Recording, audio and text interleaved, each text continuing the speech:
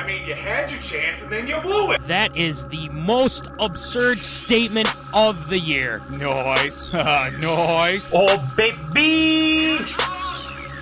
I'm in my zone, I'm feeling it.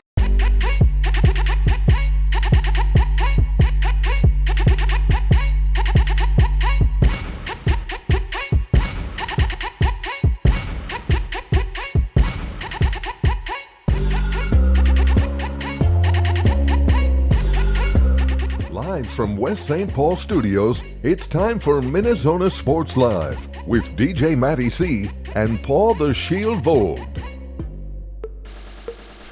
And this is MinneZona Sports Live. We are back, yes! Episode 280. How about that? We are loving it here on the show. And without further ado, I'm your host, DJ Matty C, a.k.a. Matt Callahan, a.k.a. Callie, a.k.a. Matty C, etc., etc., etc., and all the way in Granite City Studios in St. Cloud, Minnesota, Paul Vogt, Shield. What's going on there? Shield. Boy, I am more than excited for tonight's show. Obviously, we are going to be diving into the nitty-gritty here, but all I got to say is it's time. It's time. I got the brand new Shadurge. Well, I guess it's new to me, but changing things up for 2026, switching numbers here, of course, going from 12 to 2. Had to cop one when it was still on the up and up and affordable at the same time, but looking forward to another great show as always. You got to have it affordable, right? I mean, that's the key here in regards to that. But we have a quick update here. More of a kind of an interesting thing. What we're able to do now, zoners, is we are able to not only give you our show horizontal, but we are vertical right now as well. Yes. Wow. Turn up. Yes. So you can watch us horizontal or vertical. You can watch the playback, whatever you like, on the Facebook, on the YouTube. You have the option, whether or not. But the good news is, zoners, is we are going to be using this for a lot of our reels because, reel size is 1080 by 920. 1920. Oh, my goodness. Wow. But we will have that for YouTube Shorts and all sorts of things. So we're very happy to have that for you guys because we've been kind of experimenting some things. So shout out to Ecamm for upgrading, and it'll make editing a lot easier. So I'm happy about it for sure. So Voldy, there's been a lot of stuff happening, not only in the Minnesota sports scene, but the national scene. We hinted at it last week. We poked fun. But we got to address it. We have to address the elephant in the room. There's a lot to be said. But before we get into that, let's talk about Tater Tot Hot Take tonight. We start off with the Minnesota Timberwolves. The Minnesota Timberwolves and the Denver Nuggets. Round 3. Round 3. Ring the bell. Yes. This is going to be an exciting series. If you thought the last time they faced off in the playoffs was good, I think this has the potential to be the same thing. Hopefully. Fingers crossed, obviously. So we will talk about that. And then after, we got to talk about those Minnesota Twins. Holy crapola. Are they good? What is going on here? I don't understand. They lost today, but again, they've been good. They've been okay. Really good. So we are trying to get that all configured and get that all figured out. But we'll discuss. We got to discuss. I mean, Buxton's playing well. Unfortunately, Royce Lewis is hurt, but we'll talk a little bit more about that too. Yeah, shocking to say the least. The man of glass. The man of glass. That's right. So we'll talk about that. And then the big news, the controversy that has swept the sports nation is Dianna, Russini, and Mike Vrabel. Yes. Big news out of that. I have decided to take the, I don't want to say pleasure, but just to kind of prove that yours truly was right the whole time. I will explain that. I worked on this for about 2 hours yesterday, just to kind of you craft were putting in some work on this thing last night. I was. We got emojis, we've got sections, we've got titles. I mean, we're putting a dissertation together here. Oh yeah, and to say the least, I wrote it myself, and then I was like, ChatGPT, help me kind of configure this dealio. And so that's what it did, added some things, and this is what we got tonight, yes. So Callahan School of Logic is going to be #lit, as the kids would still, well, no, probably not anymore, but that's okay. ARA tonight, Voldy, is pretty stacked as well. The Minnesota Lynx re-signed some of their key players. Unfortunately, they lose a lot of key players too, which kind of sucks in itself. But, wild. We can only do so much at this point. So, not only that, but the WNBA, they're looking to play games overseas. I think that's a pretty good idea. I think that would, help grow the sport a little bit. We'll discuss. Next thing, the Eagles, steadfast on keeping A.J. Brown, apparently. Well, in light of recent things, I don't know where things are at, because there might have been that influence that we talked about earlier. We'll discuss that. The NCAA is pulling Iowa football wins. Nutty. Yes, the Hawkeyes doing some shady stuff. Shoot. Oh, darn. Shucks. Oh, no. I think I'll wet my pants. Yeah, that's right. That is right. And Bronny, apparently he got his trademark denied for whatever the heck. So we're going to discuss that. A lot to discuss tonight. Shield shoutouts, as always, as well. Voldy's got some Shield shoutouts. So we got to get this thing started off. We got a lot to talk about. We got to get to a lot of topics. I say we get it going with some tater tot. Man, hot take.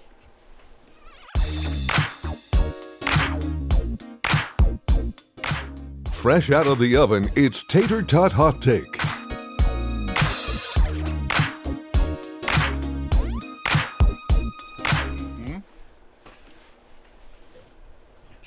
And we're back for some Tater Tot Hot Take. the first hot take, we got to start off tonight with our Minnesota Timberwolves. Look, the Wolves and the Nuggets, again, round 3. It is like a heavyweight battle between these two teams. Quite frankly, it won't be easy, as we all know. We all know the history between these two teams. We all know the star power both of these teams have. You know, Jokic, Murray, Gordon, and then you look at the Wolves, Ant, McDaniels, Naz Reid. Acknowledge your tribal chief, Naz Reid. Voldy was ready. That's perfect. Acknowledge your tribal chief. And they look like this is going to be a 7-game series, to say the least. This team these two teams are just that good. So we're going to start off tonight, and for those that are tuning in, both horizontal and or vertical, feel free to give your thoughts on the matchups as well. Voldy, the big question I want to start off with tonight is Anthony Edwards. Now, Ant, a lot of eyes are always on Ant. We all understand this. But Anthony Edwards has the opportunity to really solidify himself as an elite playoff competitor. And he is. We've seen it. He can do that. But if he is able to take down the Nuggets, again, not just Ant, but the rest of the team as well, our tribal chief as well, there's a lot of things that can happen, that can happen with all this. So my question to you, Voldy, is this, and the zoners as well, for the people tuning in, would you say that Anthony Edwards, if he can take down Joker and the Nuggets again, are we already putting the Minnesota Timberwolves up over the Nuggets for as long, for the seasons going on in the future and everything like that? Would you say the Wolves are now, they're kind of like right here? They're kind of like right here. Can the Wolves get above here? Voldy, what do you think? Right. I think this is definitely a very interesting situation overall. Like immediately responding to Ant and his playing ability. Of course, the back half of the season probably just taking their time to at least make sure he's fully healthy and be able to contribute. Of course, down the stretch here, of course, didn't play that last home game. Obviously, load management, getting them ready for the playoffs too, is paramount here for this stretch run. Especially a lot of basketball been played, not through the regular season, the last couple seasons for Ant too, and being that main force as a whole. But I think if the Timberwolves do find a way to get over the Nuggets, because obviously it's going to come down to how's Jokic going to, affect and work his way into the game and be effective overall against, can anybody besides Ant shoot the basketball and get points to help shoulder that burden a little bit more, as opposed to just Ant going out there and putting up 50 points and have to put up 50 points a night too. I think it's going to be, those two guys are going to be big factors in this contest, or in this series, I should say. But I feel that with the way things have really kind of come together as of late for the Timberwolves, especially since they really got that wake-up call from Finch, and of course bringing back into the fold big ticket Kevin Garnett, I feel like that could be the real spark for this Timberwolves team to finally get over the hump and obviously take down the whole Western Conference on their way to the NBA Finals. That is certainly the hope, and I think when you look at this matchup, a lot of people, like you said, are picking the Nuggets to win, and it's frustrating to say the least, because the Wolves have had their number. I mean, there's no ifs, ands, or buts about it in these past playoffs. Now, the question I have is, what are you going to do differently than you did in the 2024 playoffs when you faced this team? Right. Now, you don't have Cat. I thought Cat did a phenomenal job against Jokic in that series. Definitely. But I also want to – I'm also looking at can our bench finally do something that they really haven't done these past few weeks? You've relied on Io, and he's been good. I mean, he is probably one of the best trade deals they've made in the longest time. I got to give credit where credit's due in that aspect of this, but I'm struggling to find how the Wolves can contain Jokic in this instance. You have to go up against a guy who's very, very good. And Julius Randle, I don't know how that is going to work out with Randle on Jokic. They're going to have to do some things differently in order to at least minimize his impact, because we know he's going to get his points. It's that simple. He's going to get his points. So that's something I'm a little concerned about. And if it comes down to Jokic is their only guy getting baskets, and Murray can't get anything going, Gordon can't get anything going, they're in trouble. Without Jokic, they are in trouble if the Wolves, if he gets hit with an injury or something. But I doubt it. He's he's going to be the key here. So offensively for the Wolves, yeah, and offensively for the Wolves, Anthony Edwards, to answer that question from my perspective, I would say that he mentioned earlier, too, that the Wolves really weren't putting in the full effort that they usually do against in the regular season, which I find troubling, because I don't like the way that they go at this and be like, well, we'll make the playoffs, but we'll not really try as hard, and we'll try when we... It's like, no, you guys have to go out there and compete. You have to go off and end the season on a high note. Did they end the season on a high note? I would say so, because big ticket, right? The guys who usually aren't starting, Berenger played well against the Pelicans. I know it's just the Pelicans, but I'm talking about they didn't put in their starters. They didn't do any of that. Terrence Shannon looked really good too. So, hey, maybe these guys can make an impact in this series, and I think they will for that perspective. We have zoners and people tuning in. Curtis says, Nuggets are steamrolling. And I can't say the other word there. So no. I was hoping you would catch that. Yeah, I caught it. Trust me, I caught it. I know what's going on here. And as you can see, that hat's pretty nice, too, if you guys are interested as well with the T-Wolves. That was a bold prediction, he also says, too, so we got that going. So thanks for tuning in. We appreciate Curtis it. Must be new to the program here. He's not used to our bold predictions, but, hey, that's what we do. That's what we do here on this show. It's fun. So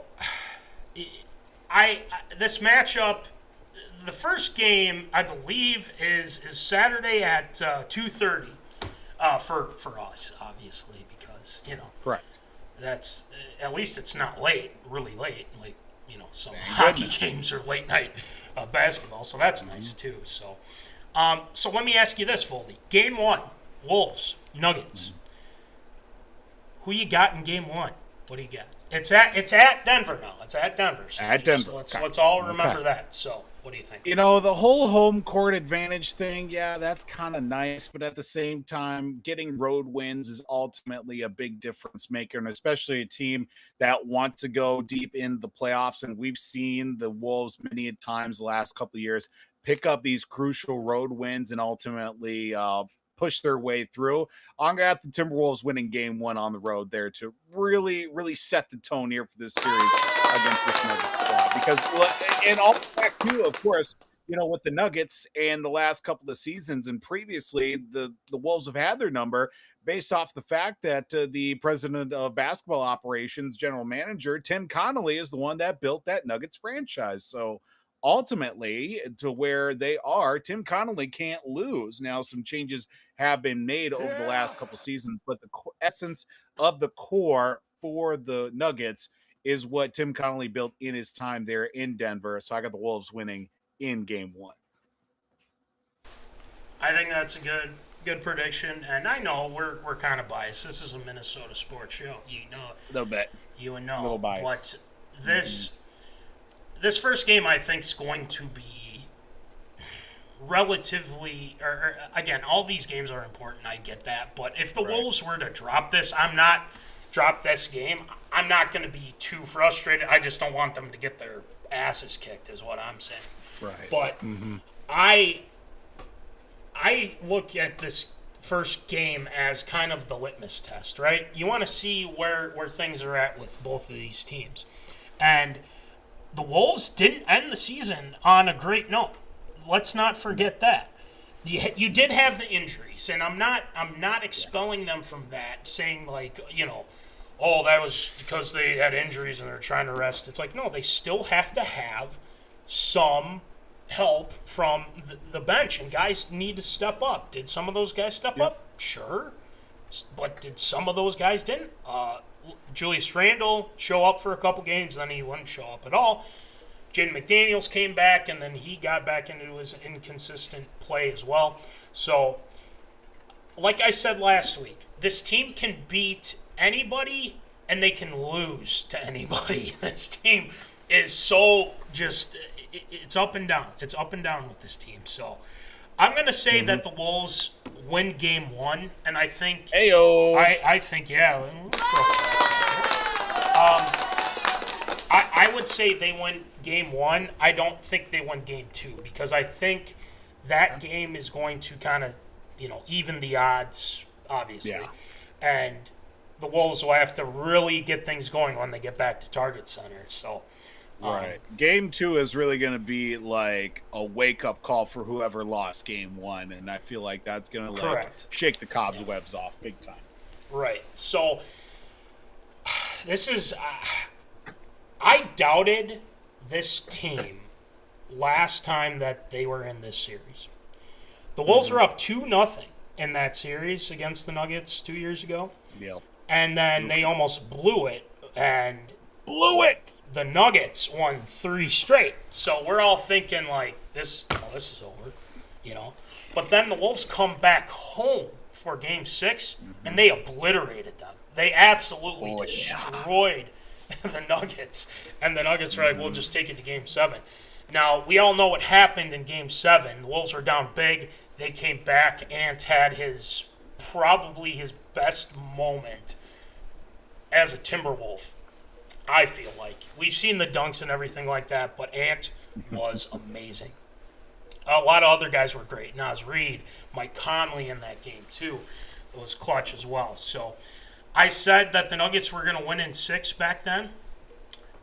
Boy, did I learn my lesson. I am taking not Wolves in 5. I know. I want to do it just because we all love doing the Wolves in 5 just to get at Shannon there. But, again, I got to give credit where credit's due. The Nuggets are a very good team. So I'm going to say Wolves in 7. So I will go Wolves in 7. Voldy, Zoners, what do you got?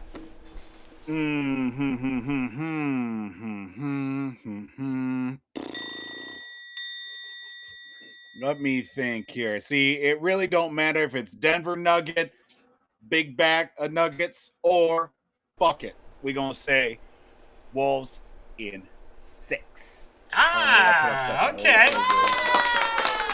We'll take the 6.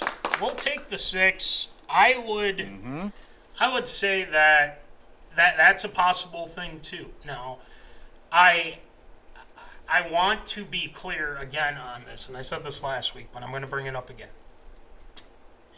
If the Wolves lose to the Nuggets, and if it's if no matter how it turns out, they will be big players in trying to get Giannis to Minnesota. I really believe so because look, those guys were sitting out there. Jaden McDaniels, I would say probably Randall, DiVincenzo, some of these other guys about getting Giannis over here. Those guys need to have a really good series this, starting Saturday. You have to play well. You have to win this series to solidify, hey, no, we're the pieces that you need to win. Okay, let's see if they can do that. I think they can. So it's time to turn on that switch. We keep saying it. Turn on the switch. Let's get it going. Let's take down Denver. So I believe in this team. I do. We'll see how it all turns out starting Saturday. Yes, sir. Next topic. Now, this topic, Voldy, this tater tot hot take, is really hot. I'm not going to lie. The Minnesota Twins are actually playing well. How is this even possible? How is this? Seriously. I don't understand what's going on here. This is not what I'm used to. The Minnesota Twins are 11-8. They lost today against the Red Sox, but they obliterated them the first two. They're first in the AL Central as of right now, and they're leading Cleveland. They're leading Detroit. Detroit's 8-9. They've actually won 4 in a row since they got swept by the Twins, and not 3, but 4 games, which is crazy in itself. And they're still leading. I can't explain it. I really can't explain it. I'd love to watch them, but you know what? Thanks to our idiotic poll ads, I can't watch them because you gotta get Twins TV and all this bullshit. Listen, I don't care whether or not this is going, if this is going to be what it's going to be like this season and they're playing well. It's too early to tell. It is way too early to tell with this team. But my question to you and to the Zoners, Voldy, is this team lucky right now, or are they legit? Like, I mean, based on what you've seen, what do you think? Lucky or legit? See, usually when we get into the stretch of the Twins winning and actually looking like one of the best teams in baseball, it's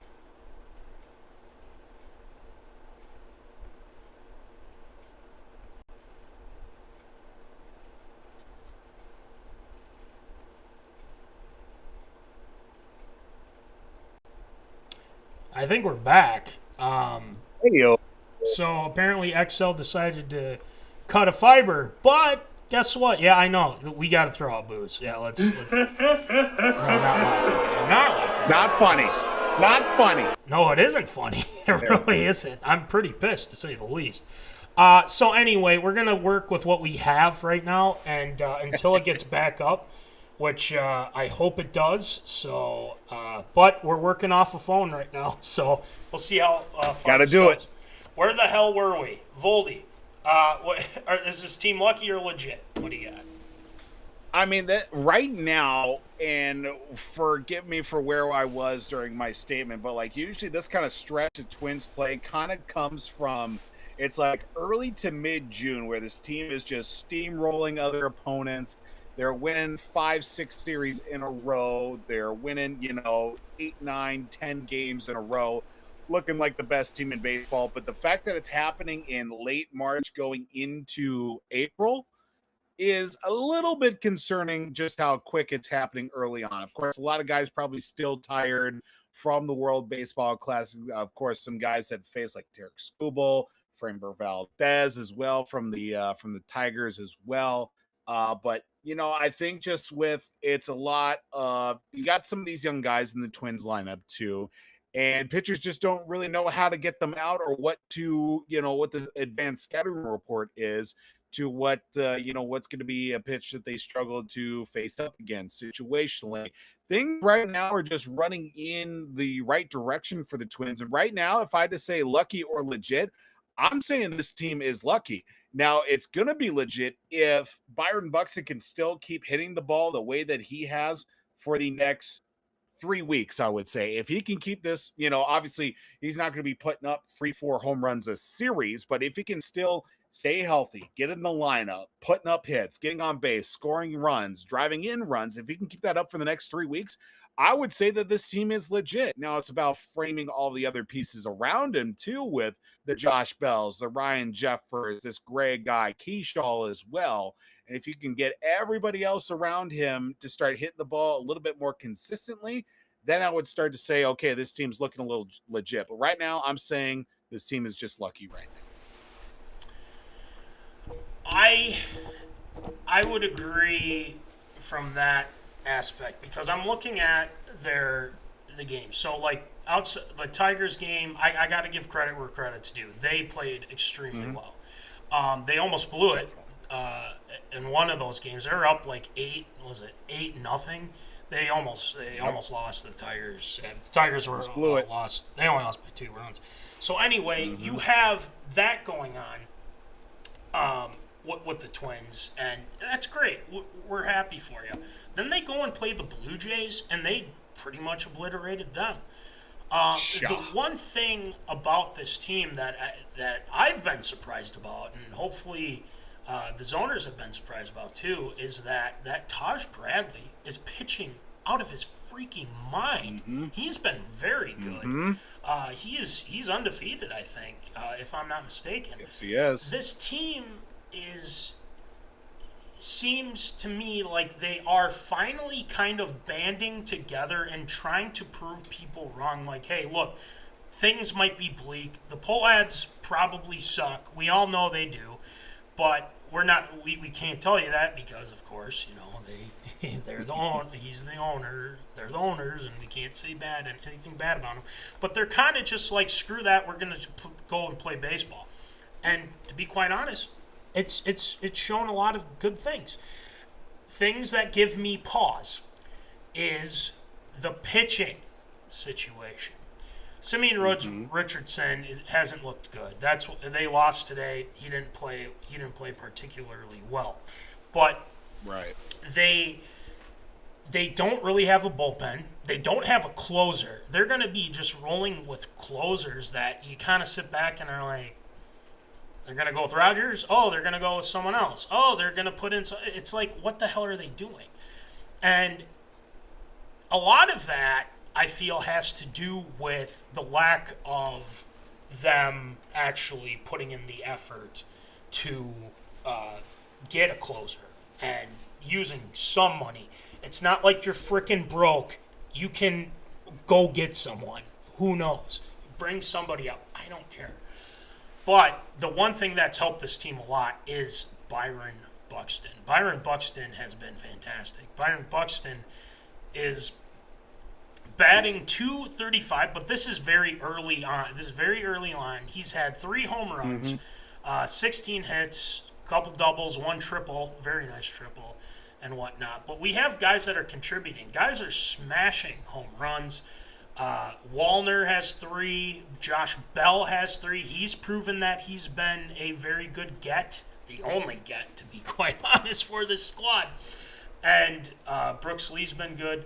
There's a lot of positive momentum right now, and that's what you want to keep it as. You want to keep this team with positive momentum and the positivity to keep going. And that's something that I didn't really expect. And, you know, like I said, Taj Bradley, he's 3-0. He's 3-0 right now.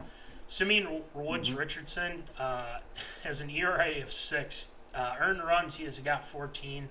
Abel has really started to get going a little bit. He played well the other night. So there's a lot of positivity there. Bailey Ober, ERA of 5. Like I said, you're just going to have to deal with what you have to deal with Bailey Ober. But, again, he's just a body in there. But outside of Ryan and Bradley, there's really not too much. I could even throw Abel. He's been playing well, though. So I look at this team, and I think that they're okay. They're okay. But to answer the question, they're lucky. Look, you've played teams that are trying to figure things out. Like, I thought the Tigers were going to absolutely obliterate the Twins. Not the case. Actually, quite the opposite. And they absolutely destroy them. They go against the Blue Jays. I'm like, all right, maybe this is where they drop, you know, a little bit. And they lost the first game against the Blue Jays 10-4, but then they win the next 2, and it's like, who is this team? Who is this team? And they go and they play the Red Sox, and they get Scooble out after, was it an inning, and what was it? Was it just an inning? 10 runs? Yeah. Or something? Yeah, against Crochet there, yeah. Oh, Crochet, yeah, it's sorry. a Crochet. 11 runs. Oh, 11 runs, man. 10 of them earned. crazy. 10. Oh, my fan. God. So, yeah, I think they're lucky. Look, there's a lot of season that is left, and let's see what happens when they go up against a Yankees type of team. Or, like, I don't even know. Do they even play the Dodgers this year? I don't know. But let's see them go against teams that are competing and everything like that. And, you know, the Blue Jays was kind of a surprise. Tigers, obviously. Red Sox are kind of reeling right now, apparently. So, I don't know. I think it's a lot of luck. And one last thing before we get into School of Logic. Tom Pohlad got a little into it with a fan. I don't know if you saw that video. Did. Oh, I saw it. Yeah. Well, here's the thing. Get it. Get him, Tom. Throw some hands, Tom. Well, the thing is that she wore the Sell the Team hat, and apparently he called her classless. She didn't even say anything to him or anything. And so that's why after the game, when they won, she said, you know, oh, is this your family? How would you feel if I called you classless in front of your family or something like that? And he's like, why are you wearing that hat? Blah, blah, blah. It's like, well, Tom, we've been screaming at your family for years. Sell the damn team, you coward. Coward. He's a coward. So I did see that, and that was just kind of shows you how out of tune they really are. They really are. So. All right. Hopefully the Twins can get it going against the Reds here starting Friday. It is at Target Field, so Cincinnati Reds, Twins this weekend. See what happens. Yes, sir. Okay. That's it for Tater Shot Hot Take this time around. This topic has been just hitting everywhere on the TikToks, on the Reels, on just everywhere. YouTube Shorts, whatever. Dianna Russini and Mike Vrabel. I had to do this for School of Logic this week because, look, there have been some things that Dianna Russini has done in these past few years. Ever since she started at The Athletic. Maybe it was happening before then too. But there have been interesting developments with this whole situation. And obviously, this actually connects a little bit to our Minnesota Vikings. Hence why this is it all is kind of interweaving. I'm going to explain it best I can. I need to not only discuss what's going on with her, but Mike Vrabel as well. So, without further ado, I think the zoners need to get their pens, get your pencils, get your pad of papers, get your iPad. You can even type. I don't know. You can do whatever you want. So, it's time for Callahan's The School of Logic.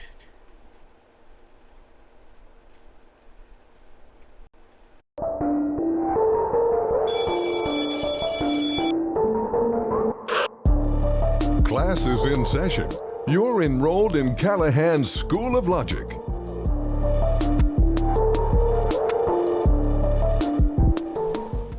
Yes, you are enrolled in Callahan's School of Logic. Take your seats. Get those pens out. Get those pencils. The whole deal. Dianna Russini. Mike Vrabel.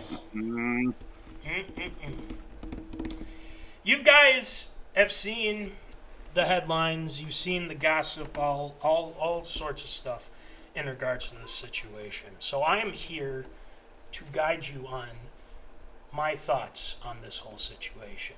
And this situation has turned out to be one of the most interesting things I feel like in this past week.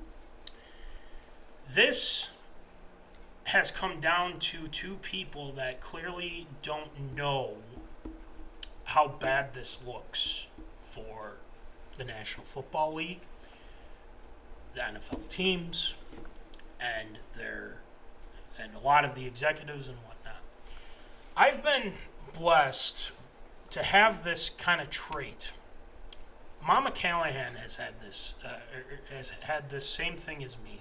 We always sense when there's something wrong, when there's something a little fishy that just doesn't make sense. You can't really pinpoint it, but there's just something odd about what is going on. And I believe that this is what was going on here. And I knew it since last year.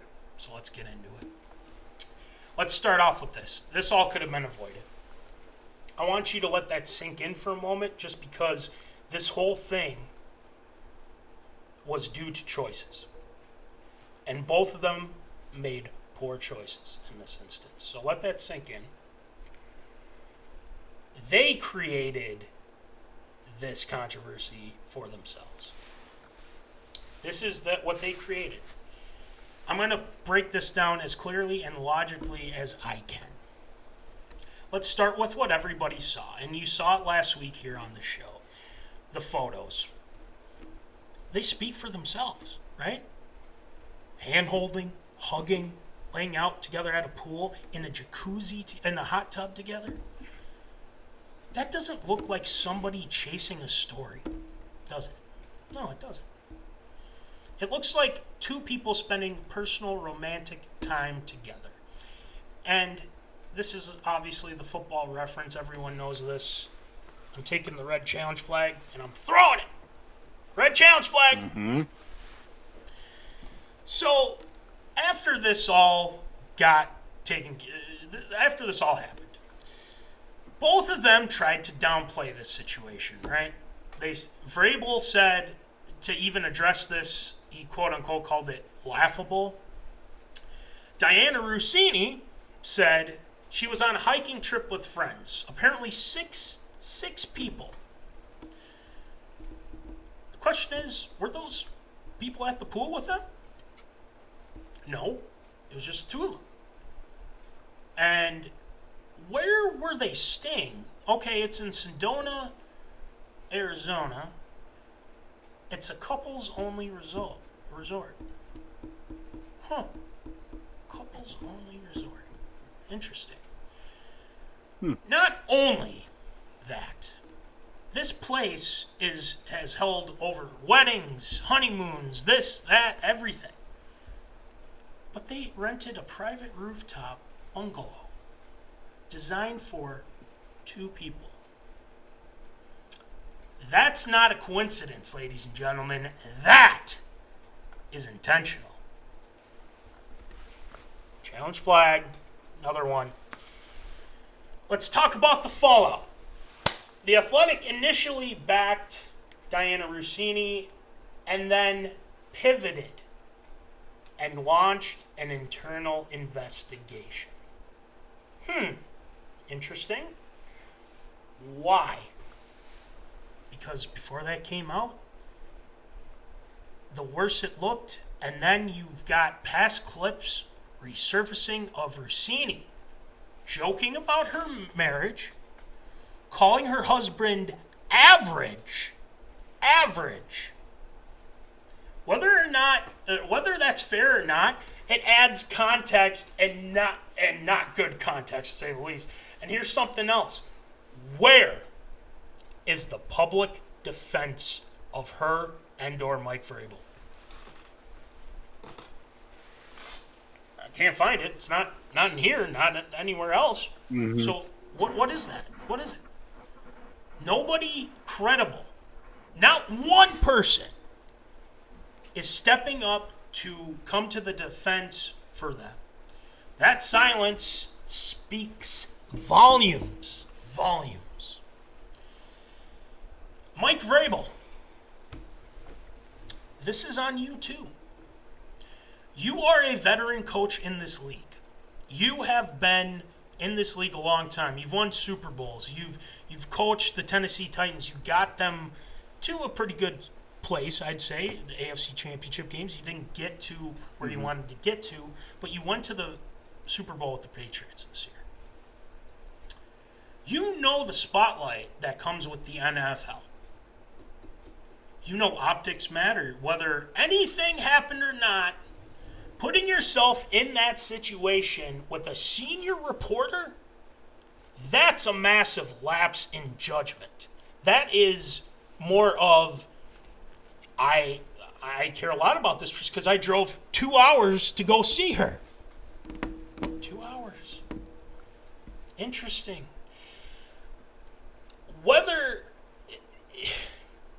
And skipping the pre-draft press conference. Let's talk about that for a second. You decide to not show up there just to avoid the questions and things like that. Why aren't you addressing this head on and proving your innocence? Why aren't you doing that? Now I get maybe some of the reporters will get too tough on it and tough on you and whatnot.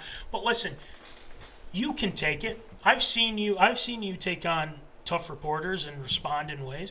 But listen, you not showing up proves that, hey, you're guilty here. And if you're innocent, that's your moment to stand up and say it clearly.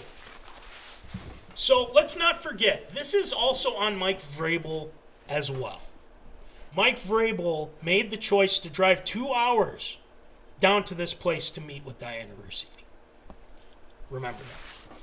Now, let's get on to Dianna Russini. And I'm talking directly to Dianna Russini. Your credibility has taken a major, possibly fatal hit. Fair or not, that's reality, Dianna. When you combine this situation with past reporting, pushing narratives that didn't land, it raises a lot of questions. It's not just this situation, right? It's previous situations.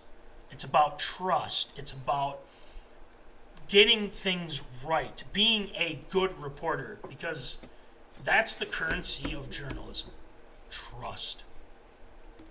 And right now, that trust is damaged.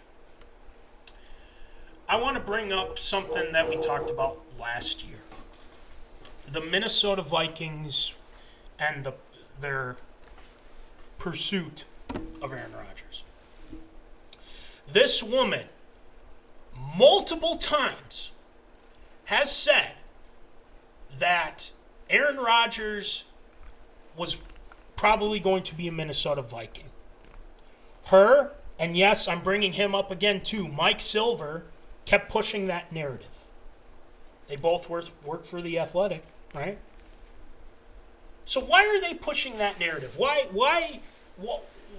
is, and we all, me, Voldy included, said, hold on, why are they the only ones pushing this story?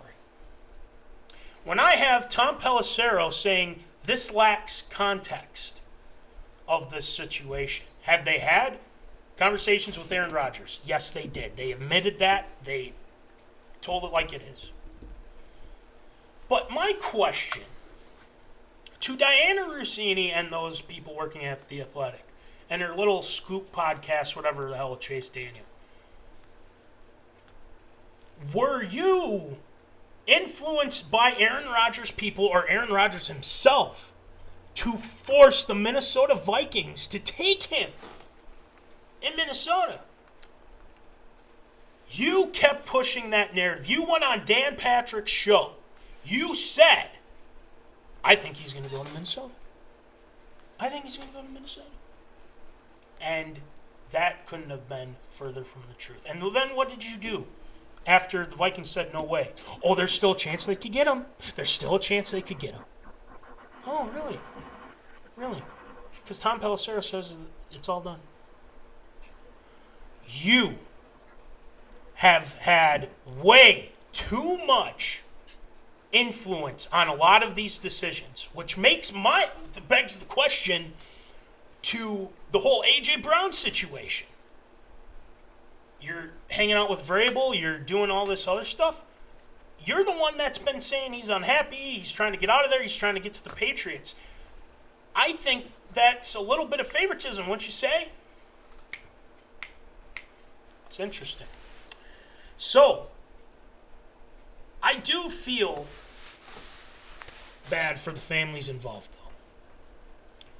They didn't ask for this, Voldy, Zoners. They didn't ask for this. Mm-hmm. And we don't know every personal detail, and what I'm saying by that is we don't know what's going on behind the scenes. Are they on the outs with each other, them and their significant others? I don't know. That's a personal thing. You deal with that. But this situation that both of these two put them in the spotlight, that is where people need to draw the line on these two. This is inappropriate. This is terrible. It's not only a bad look for you, it's a bad look for your families, it's a bad look for the NFL and journalism in general. But here's the question that we're all begging to ask. You both claimed innocence. Dianna, you put out in your little resignation that you did put out just yesterday, you said in the days that followed, after all this, how the Athletics supported you, by the way, and then kind of turned the page because I think you lied to them. You said, in the days that followed, unfortunately, commentators in various media have engaged in self-feeding speculation that is simply unmoored from the facts. Really? Really? So, you tell me what is right about this situation. You have had the opportunity, Dianna, to explain yourself. You go out and you tell your whole thing to the Athletic, but more things keep coming out. More things keep coming out. This investigation comes out, and I think the reason why you resigned is because you knew they were going to find something. Which begs the question, is there something else that's going on with this whole situation? Mm-hmm. It begs that question, the credibility and everything along those lines. I won't read all of the resignation, but that is something that we need to keep our eye on specifically. They both claim the innocence, so where's the proof? No clear alibis, no witnesses, no transparency, just statements. If you've got nothing to hide, show it. You have nothing to lose now. Both of these guys have nothing to lose. Vrabel, he still has his job. She's more. Exactly. She's more.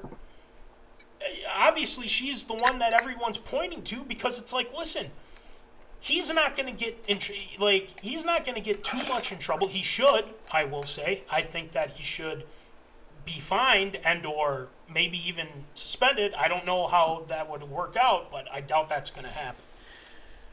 Look, nobody's perfect. People make mistakes. But when you knowingly put yourself in a situation like this, you own the consequences.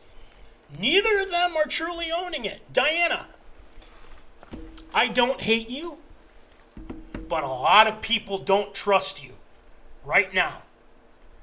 If you want to rebuild that, it's simple. No bias, no entanglements, just consistent, credible reporting. You will get a job somewhere, and the stench of that situation is going to follow you your whole career now.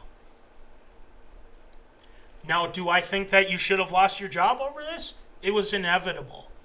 It was inevitable. You already made your bed with this. I hope that we find something in regards to our Minnesota Vikings regarding that Aaron Rodgers situation. If the Athletic finds something, I am calling it right now, Voldy, Zoners. She is no longer welcomed in the state of Minnesota. No longer welcome in the state of Minnesota. I know you sit back and laugh. Oh, you can't. Who are you to tell us you can't? I'll tell you, Minnesota nice won't be so nice if you land here. I will say that. People will not want you here. You better not step foot in this state. You mocked, you ridiculed, you made fun of us. Who's laughing now? That's my question. As for Vrabel, Voldy, he's probably going to skate on this, but that doesn't mean he's not accountable. The big thing with Mike Vrabel right now is to man up, admit what happened, and move on. Because it's hurting Dianna more than it's hurting him right now. Right. And the fact that he said this was laughable is... no, it's laughable because you haven't handled this the way you should have. That's the problem. So, Voldy, I'm going to need your help on this one here. So, the bottom line with the situation, this deal here, I'm going to need you to help me out here. Bottom line, they fucked around and found out. That's right. That's Kellyan's School of Logic. There you go. Yeah, I gave myself. Listen, I feel that we dealt with that whole Aaron Rodgers situation with her, and we knew something seemed off because there was a lot of bias going on. And I think that's what's happening here. Voldy, your thoughts? I mean, just overall, like, yeah, it's a bad situation on both ends, but really it comes down to Dianna Russini, I think, just from her.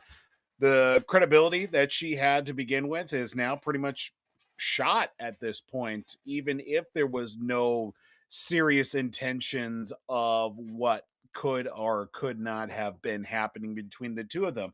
At the end of the day, Vrabel is still going to be head coach for the Patriots. Now, whether his life outside of football is going to be affected with his, family life situation, that's going to be another story, but it's not going to overly affect his intentions from the football standpoint. For Dianna Russini, I mean, obviously her job is, pretty much I don't want to say it's well and over, but, obviously where she's at currently is definitely going to knock her down quite a few pegs for sure, just based off of the situation that had unfolded and just the photos that took place and everything that's kind of come about it with as well. Her resigning from the Athletics certainly doesn't look good.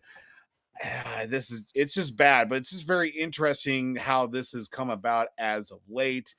And, they don't really look innocent altogether, but it's just a bad look for both parties. And one's going to be affected more than the other. And like we said, they fucked around and they found out. Whether they actually did or not is another story within itself. But from face value, they fucked around, they found out. Like you just said, too. I mean, it is, if you're going to put a lot of blame, I'd put it on Russini. She knows what she was doing. And exactly.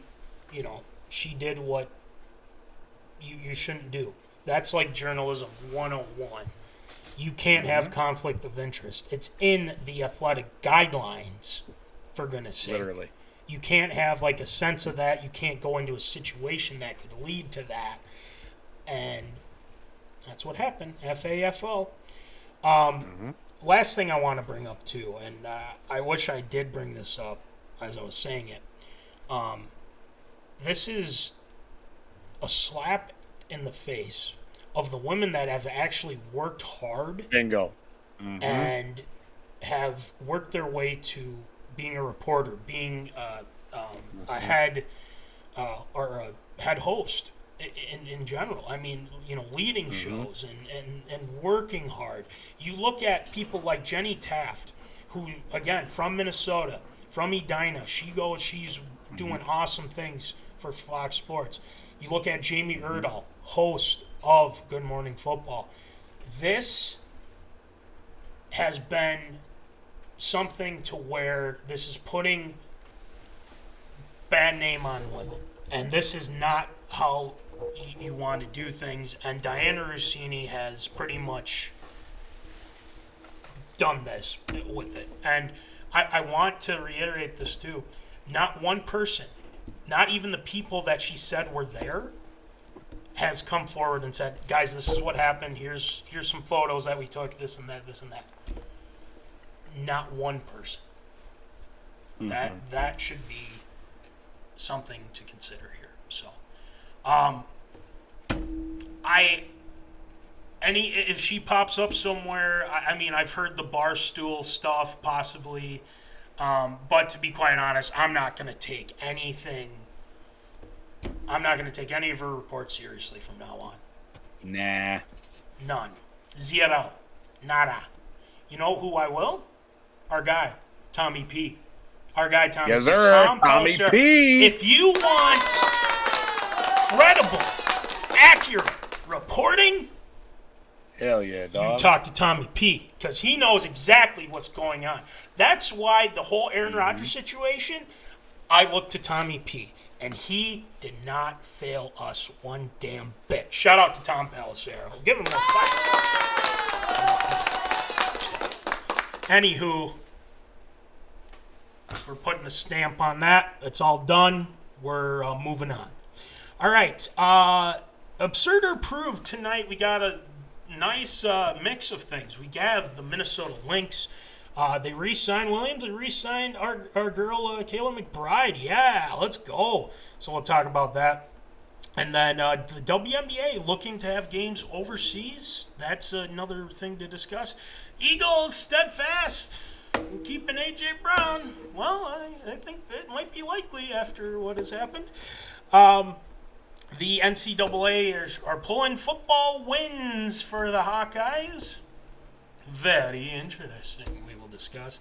And Bronny had trademark denied for something. Establish a brand or whatever. We'll discuss that. So let's get it going. What is that? Approved. It's time for everyone's favorite segment, Absurd or Approved.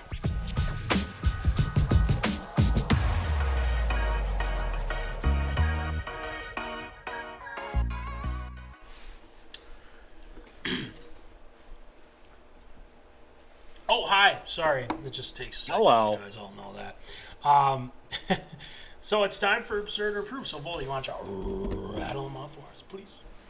Well, we start off in the world of the WNBA as free agency has been rolling the last week plus. And of course, the Minnesota Lynx have brought back a couple of players, lost a handful, but a couple of key players back in the fold with the Minnesota Lynx include two-time WNBA All-Star Courtney Williams and also five-time All-Star Kayla McBride. Of course, McBride back after agreeing to a 2-year contract, and also Courtney Williams on a 2-year max deal on top of it as well, as both of them are back. But also seeing that the Lynx have signed two-time All-Star Natasha Howard with the Lynx, unfortunately losing a few. Of course, the Witch of Wishes, Natisha Heidemann is no longer with the squad as well. The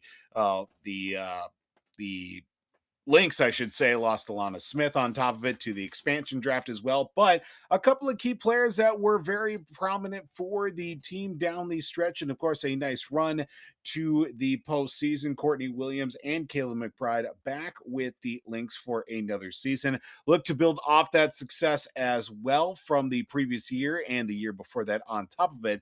But is it absurd or approved with Williams and McBride signed back with the Lynx?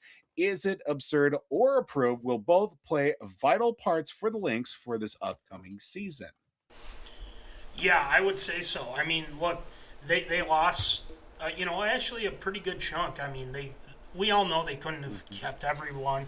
They went into the draft and they got the point guard from, she was TCU, I believe. TCU, yep. Miles. This was yeah, this was a very, very good deal for them because now they can finally have a really true point guard to hopefully put them in the next level. I was a little surprised, I will say. I did talk to my younger sister, who's very big into WNBA and whatnot. She said that she was hoping for the center from UCLA.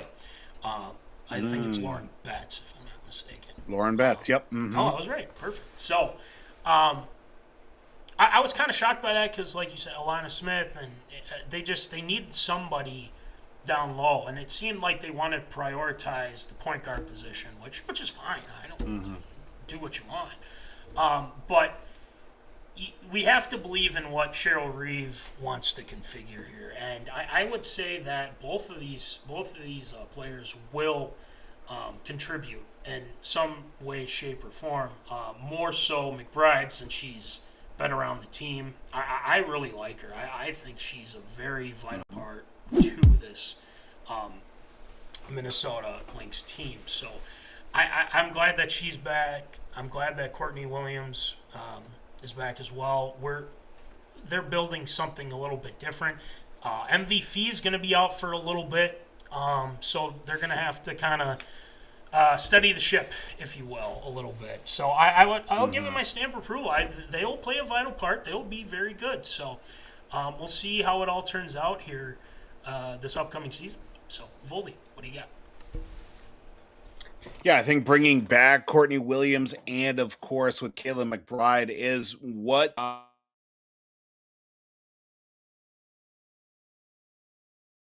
one ankle, but both ankles requiring surgery from the previous season. You lose Bridget Carlton, you lose Alana Smith, Natisha Heidemann, and of course Jessica Shepard. I mean, the Lynx were pretty much dismantled through free agency this year and the expansion draft on top of it too. And now you aren't quite sure what Nafisa Collier is going to be looking like at the top of the season as well. How long she's going to be out. You need as much consistency and camaraderie in that locker room right now.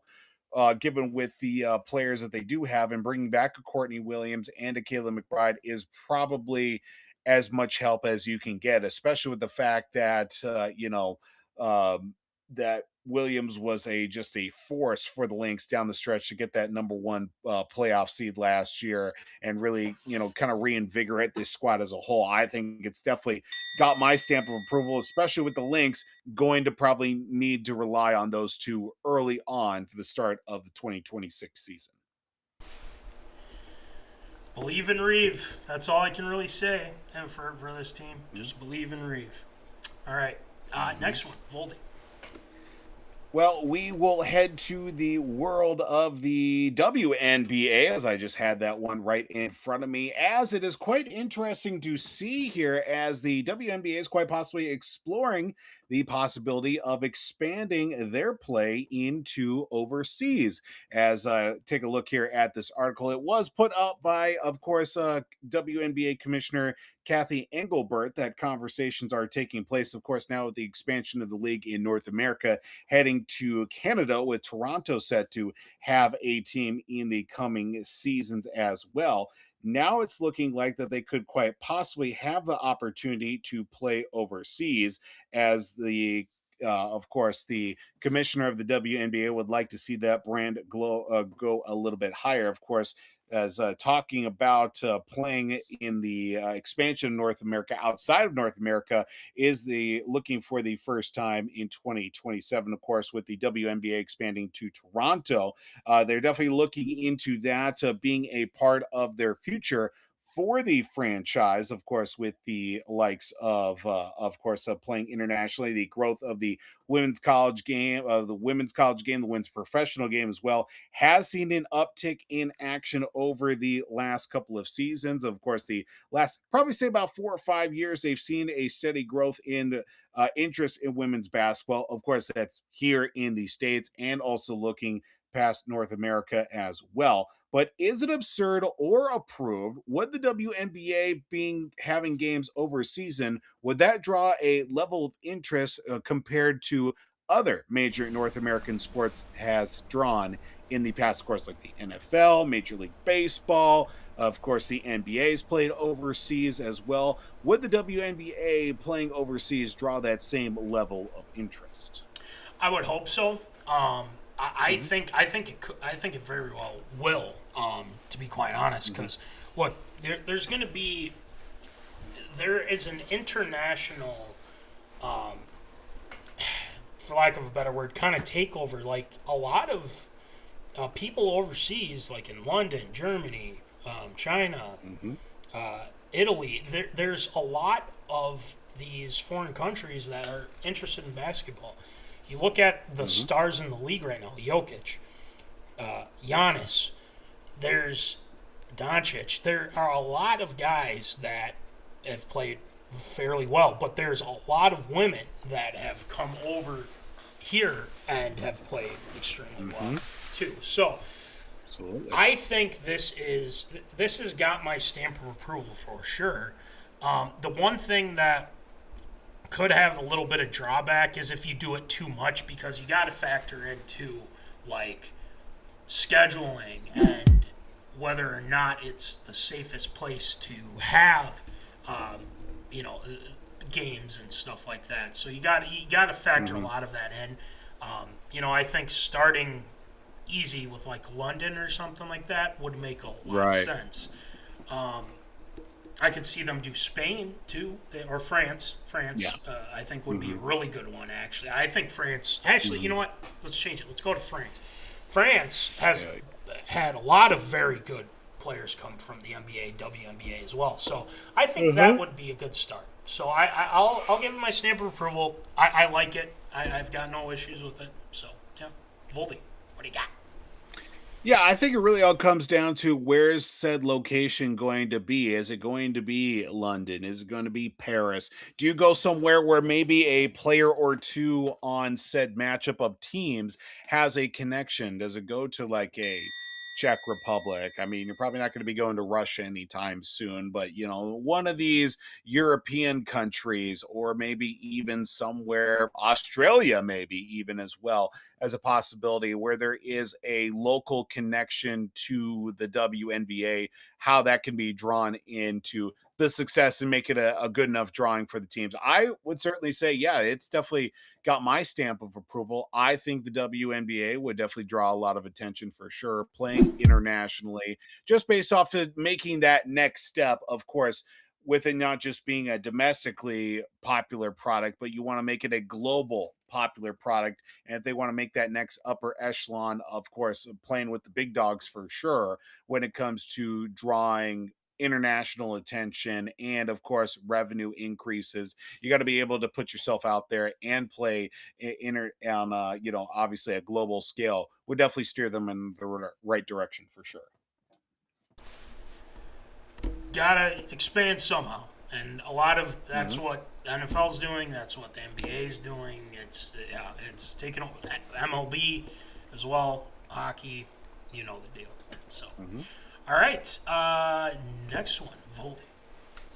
Well, heading into the world of the NFL, if you haven't heard this quite yet, the Eagles so far are standing pat and saying that they will not be trading A.J. Brown, or at least they're not saying that they're not trading A.J. Brown ahead of this next week's NFL draft. And of course, some of the moves that they've made this offseason. Of course, Eagles general manager Howie Roseman kept the same public stance regarding, of course, wide receiver A.J. Brown and all the situational turmoil that they've had from the midpoint of the regular season till now.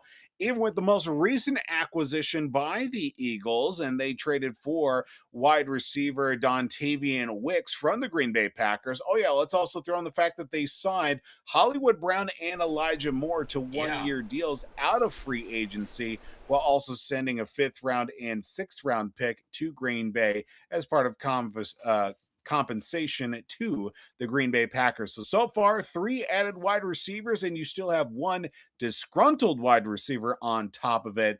Now, of course, we've seen in the past A.J. Brown been traded on draft night. Of course, a lot of conversation taking place there. Interested teams, vested parties as well. But yet, The Eagles have not pulled the trigger and have not given any sort of inclination that they are going to be trading A.J. Brown as of yet. Now, with all that being thrown into the mix, is it absurd or prove A.J. Brown will still be an Eagle through June 1st, which is still kind of that roster designation time frame. Of course, that's kind of that big tent pole time from obviously the draft, OTAs, the big break before training camp and all that. Will A.J. Brown still be an Eagle through June 1st, absurd or approved? Ooh, that's a great question. With the draft coming up, I feel like this year there's been a lot of talk about teams trading up or trading players to trade up as well, or obviously people trade down too. But I think this situation, and again, I'm bringing this up again because I feel like a lot of that has been influenced by this, but Dianna Russini has been just hammering the deal of A.J. Brown to the Patriots. I think that hope of A.J. Brown is gone now, especially after what transpired. Look back at the show if you haven't seen it yet. But I think there could be teams that would have to really break the bank and say, like, we want him, we'll give you anything that you want for him. I think what a lot of teams are fearing is how he will react in the future. Listen, the guy wants the ball. He's said it. He's pleaded with Sirianni. He's pleaded with his offensive coordinators or offensive assistants and everything. I just don't know what team would want to give up a lot to bring him on their squad. The only team that was New England. I think that's gone now with what has transpired. But to answer your question, I think it's got my stamp of approval. I think he is going to remain an Eagle. I don't think he's going to like it. But at the same time, something's got to give. Something's got to give here. And he's got to realize, like, look, you don't hold the cards here. Okay? Him and Sirianni, I know, they say they're on good terms, but I seriously doubt that. Like, there's no question that those two are at odds. So I'll say stamp of approval. I think he'll remain an Eagle, but I don't think he'll remain an Eagle after this season. He could even be traded mid-season. Who knows? So very well. We'll see. Voldy, what do you got? Well, right now, the Eagles wide receiver room looks like this. It's A.J. Brown, Devontae Smith, Hollywood Brown, Dontavian Wicks, and Elijah Moore. First sign of trouble, I feel like A.J. could get shipped out of town. Just, enough is enough. When the rubber hits the road, is he going to be able to make plays? And, of course, he can still make plays. Of course, he is still, obviously, he's still a solid enough receiver that he could be a number one on any other team for sure. But of course, the Eagles always looking to improve. They've added a couple of younger guys. Obviously, Dontavian Wicks, only 24. Hollywood Brown, Elijah Moore, kind of in the mid to back end of their careers as well from their peak time on top of it. I mean, June 1st is kind of that big time. So we're about a month and a half away from that June 1st designation time frame. I would not be surprised if they do make a move on draft night, if something does end up to their favor and a team needs a wide receiver. I've seen weirder things happen on draft night for sure. But right now, you had to ask me if A.J. Brown's going to be a Philadelphia Eagle. I say yes. I think that this team needs as much continuity right now, especially with a new offensive coordinator. Once again, for like the 19th year in a row, they've got a new offensive coordinator, former Vikings backup quarterback Sean Mannion as well. Got to interview him at training camp back today. Fun fact on top of that. I feel that they need to get, even as dysfunctional it has been, get these guys all together and like, hey, we've got the guys, we've got the pieces. It's us and a new offensive coordinator. We need to be together on the same page here. I'm going to say it's got my stamp of approval. He will be an Eagle, A.J. Brown, through June 1st. Well, we'll see. It's a very, it's like you said, and the reason why I said crazy on the June 1st thing, I can't believe we're already getting to that point. I can't believe we're already getting the draft next week. It's crazy. Oh my God. Mm-hmm. So yeah, the ongoing drama with the Philadelphia Eagles, and I think the Eagles fans right now are safe. Called out Dianna Russini herself too. So yeah, don't want to piss those guys off either. Seriously. Next one, Voldy. Well, heading to the world of college football, as a decision came down yesterday that the University of Iowa football program will have to vacate 4 victories from the 2023 season for tampering with quarterback Cade McNamara before he officially entered the transfer portal. As the NCAA, in their investigation announced, said that Iowa coach Kirk Ferentz and one of his assistants participated in 13 phone calls with McNamara and sent 2 text messages prior to him entering the portal in November 2022, as McNamara at the time was at the University of Michigan. And after those phone calls and texts, he eventually left the Michigan football program and transferred to the University of Iowa. Now, the University of Iowa football program and Coach Ferentz did say that they are disappointed by the NCAA's decision. Throughout the process, our program has been open and honest about my mistake contacting the potential player in the hours before it was permissible by NCAA rules. Now, of course, McNamara did go 4-1 with the Hawkeyes in 2023 before suffering a knee injury, and those rules, the ruling that did take place, now vacating the victories. Those wins over Utah State, Iowa State, and Western Michigan and Michigan State will now be vacated, as it was hilarious because McNamara didn't even stay the rest of his college time, as he ended up transferring to East Tennessee State in 2025. Now, the whole process of vacating wins is a very interesting game as well, but is it absurd or proved the punishment handed down by the NCAA to Iowa for tampering through the portal?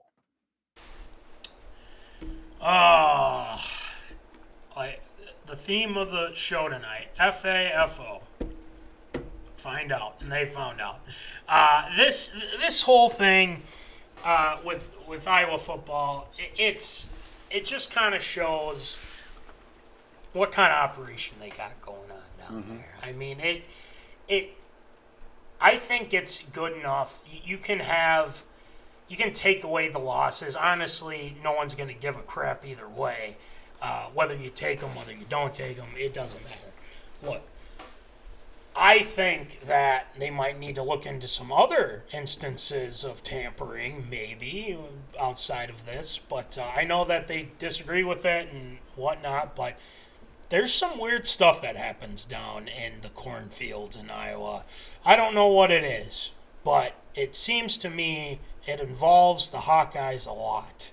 Not so much Iowa State, but the Hawkeyes. I don't know what it is. Again, it's that feeling that I get that has been passed down as a trait I have.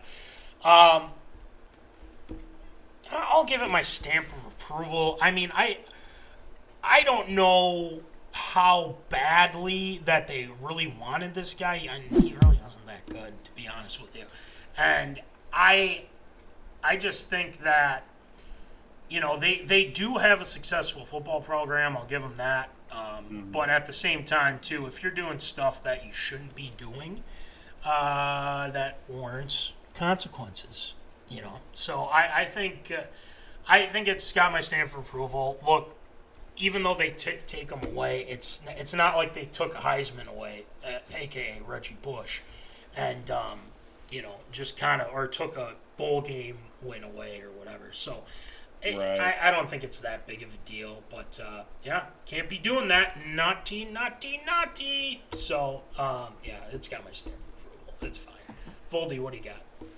See, the whole vacating wins thing, I don't understand how that's going to be any sort of a punishment. Right. Like, the game happened already. It's been 3 years. Like, the score is there. And now it just goes in as like, oh, Iowa played Utah State. Oh, nobody won. Or, oh, technically Utah won. But even though Iowa scored more points, it's technically Utah State that won that game. Like, I don't understand how that's supposed to be really a punishment. How does that benefit? Or, it's not even really a slap on the wrist. It's just like, you just erase something off a whiteboard, be like, I can still put it back up regardless of that fact. I don't know how Kirk Ferentz and the University of Iowa football program continues to get away with stuff with only slaps on the wrist. That has been a real sketchy program, probably the last 15, 20 years, I would say. They've had a very interesting track record that people just continue to get swept under the rug. I mean, didn't they have like a whole hazing issue with like a strength and conditioning coach 10 years ago or something like that? I do. Aaron Hernandez's brother was a coach there and ended up like beating somebody up or threatening somebody or something.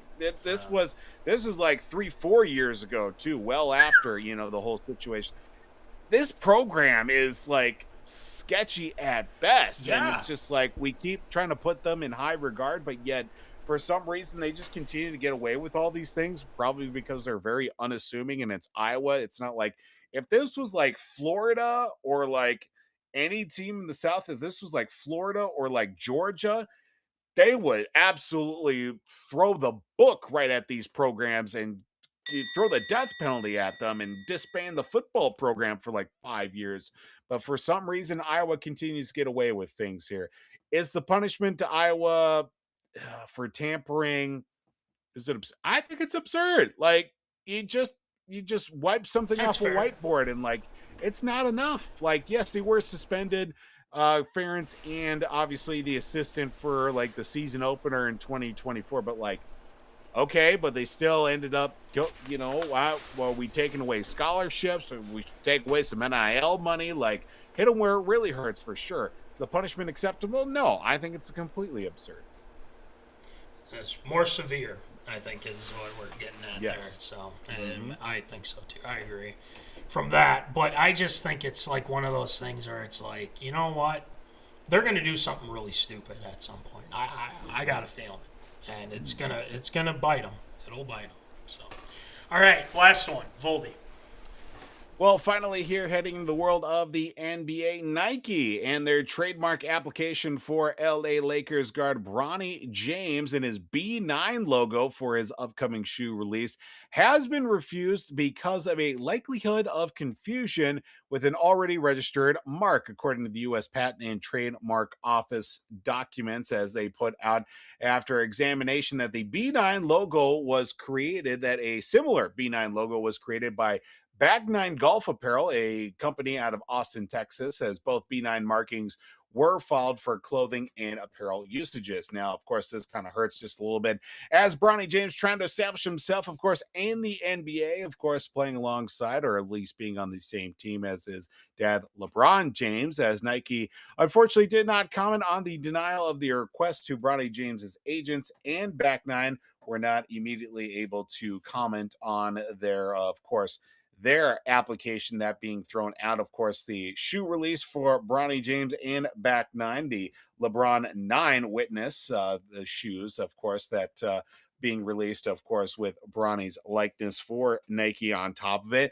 Definitely a little bit of a kick in the rear end if you're trying to get yourself established and out of your father's shadow. But is it absurd or approved? Will Bronny be able to establish his brand beyond, of course, under the being under the LeBron shadow, if you will, with his own shoe release? I hate to be mean because I think this situation begs a true answer here. Mm-hmm. You gotta be a star, kid. You can't just expect to get your own shoe line right away and do something. Look, right now I don't see him as a key piece for the Lakers. I don't have his stats pulled up with me and whatnot, but I feel like he has to kind of earn that right to have his own shoe deal and everything like that. Now, It just turns out that with whatever happened with the trademark and whatnot. But listen, I just don't look at Bronny James and think, oh man, he's going to be making an impact in the future. I don't see it. I, for one, think that he has to do more in order to earn that right, because there's a lot of players that have it, like an Anthony Edwards, like not only LeBron, Durant, Kyrie's got his own as well. The list goes on. I don't think just because the last name is James and he's LeBron's son and everything like that, I don't think he deserves a shoe deal. I don't think right now is the right time. I think he needs to keep progressing and play well in order to kind of earn that right. I'm going to say absurd because I just don't see Bronny James really making that big of an impact, especially down this route. And I just feel like there's just not enough there for Bronny to be a really big impact. I think he'd be a very good role player, and that's okay. Mm-hmm. There's a lot of great role players in the NBA, but he's got to do a lot more, I feel like, before he earns getting his own shoe brand, which I don't know. And I don't think sales would be through the roof, to be honest with you. So yeah, I don't know. That's just me, but I think it's absurd. What do you think? I mean, it's going to be it's already an uphill battle, of course, with Bronny being LeBron's son and ultimately being on the same team as him. In this day and age, it's tough to say where he's going to be. I felt like he should have stayed at least a couple years in college. Like, he didn't have a very prolific, long college career. Of course, he battled with some health issues and obviously played sparingly, didn't put up a lot of points, got drafted very late by the Lakers. I just felt like he needed to stay a little bit longer in college to at least develop his game. But ultimately, nowadays, it's all about get out of the way and, do your one and done so that way you can get to the league, maybe play a little bit in the G League, bounce back and forth. But him being on an NBA roster, I feel like is not very good for his game as a whole because he's not playing every night, or at least from what I know, he's not playing every night and getting his minutes when he can. But now with this being thrown on top of it, of course, lack of originality or what have you with the trademark filing for the B9, I think is, again, a real kick in the pants, but being on that LeBron shadow is always going to be in the back of his mind unless he kicks it into high gear and becomes a star of his own. I highly doubt that'll happen, but been surprised before. Will be able to establish his own brand. I'm going to say no. I think it's absurd. I think he's going to be under that shell for a long, long time. He's played 42 games this year. Played a grand total of 8 minutes, averaging 2 points per game. Damn. And you want your own shoe deal? Come on. Let's be real here. Let's be real. Stay in college, son. Come on. Make your money. So. And again, I'm not trying to knock him by any means. I just think, like you said, a little bit more development, and maybe we can talk like 2-3 years down the road. I don't know. We'll see. All right, that'll do it for ARA this time around. A great job as always, Voldy, on that. Shield shoutouts. Sure. We got a lot of Shield shoutouts to get to tonight, so I think we get it going.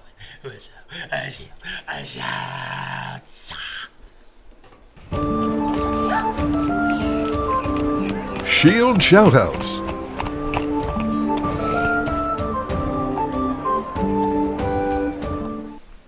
All right, Shield, who ya shout out tonight? Well, of course, we go to the world of junior hockey, of course, with the NA3HL coming out with their season awards and did come out with the big ones at the tail end of last week. Granite City Lumberjacks brought in a handful of awards, did bring in, of course, Organization of the Year for 2025-26, but also being steered by Forward of the Year and League's Most Valuable Player, Ty Smith. Of course, a record-breaking season for him, where he set all-time marks for single-season goals, single-season points as well, for Granite City and ended up finishing in the top of the top for all-time points scored as a member of the Granite City Lumberjacks on their way to winning their 5th NA3HL Fraser Cup Championship. The Granite City Lumberjacks bringing home all sorts of hardware at the end of the season. Also, Shield shout out to Byron Buxton with a great homestand thus far and on his way to becoming the all-time home run leader for a Minnesota Twins player at Target Field, which he slammed through on Monday. And of course, that is going to do it for Shield shoutouts this week. Yes, great job with Shield shoutouts this week, Voldy, as always. Congrats to all those people. One thing that I can't believe is also coming. WrestleMania, Voldy. WrestleMania is happening this weekend. I'm a little upset at one deal. Our girl Tiffy's not in any of the matches. What the hell? I'm scratching my head. My head, man. Crazy. We need Tiffy time. I don't like it. At WrestleMania. I'm sure in some way, shape, or form, but I want her for the title. She got screwed over. She got cheap shotted, and she had to try to defend the title. It's just, we'll get to that in some other point. But yeah, so we'll see what happens with all those matches this weekend. I haven't. Maybe that's why I feel like the NFL draft should have happened already, because of the fact that it's. Because doesn't the draft usually happen this weekend, or am I crazy? Maybe a little bit. I always thought it was around the 20s, third. I don't know. It's fine. See, I always feel like the draft should be happening in like late March before Easter or something like that, and be like, no, we got another 6 weeks. Yeah. What are you talking about, you crazy SOB? What are you, nuts? Come on now. Well, I don't know. Good news, next week. Draft will be great, sir. And we'll keep you up to date. We might, and again, this is a little spoiler, we might be moving the show to Tuesday so we can get our guy Mikey Ryan on and possibly another thing. But I will keep you in tune with that. I'll leave you wanting more on that front. So, yeah. So without further ado, that's. We got to shout out to all our people here. Now, guys, we got merch. We got plenty of merch. We got the hats. Look, I'm wearing one of the secondary Minnesota Vikings colors hats right now. If you can see that, yes, they are available. And we not only have that, but we have these as well. We have the Minnesota Vikings. Yeah, Voldy, you're right on with our Minnesota Vikings, the primary, secondary. Oh. And then we have the Minnesota Wild. Wow, I was right. The Gophers. Let's see. Yeah, there you go. And then the Wolves. I was right. Yeah. Let's go. Can you give me the Twins? Yes, he can. Let's go. And then last one is the North Dakota one, which is available as well. So make sure you check out those hats. We got plenty of them. We have the quarter zips, we have the winter caps. We might need it on Saturday, unfortunately. Stickers as well. We got plenty of stickers as well. So shout out to National Fleet Graphic for the stickers. Shout out to our guy, Will Rattel, W2performance.com. You know the deal. Make sure you check out all of his fun stuff going on. www.w2performance.com on the socials, the whole deal. Shout out to our guy, Troy Stoudemire Jr., TLS Performance, our guy doing his thing down there. Row the Boat, Sky Umago, Gophers, and the Popcorn Bucket List, our guy, Nick Dolph, and our other guy, Ryan Meyerberg as well. Omni Entertainment, they are on YouTube as well, on the socials medias. They keep you up to date with everything in regards to movies. A lot of good movies coming out here, and especially with the summer slate as well. So we're feeling pretty damn good about that. And shout out to Lucas. He's on as well. He's looking. He's like, hey, man, you guys, he's on the vertical stream. That's great. So we got the vertical, horizontal. You guys choose. You can watch us on either. So that is pretty cool to say the least. He says, "Go Gophers!" Hell yeah, man! Go Gophs! To say the least. And that's gonna do it for episode 280. A lot of fun tonight. We dealt with the whole situation with the internet. We dealt with the Dianna Russini, Mike Vrabel situation. Oh, there's a lot to be said. But next week, draft special, Zoners. I forgot to mention this. You know the deal. We have our draft special.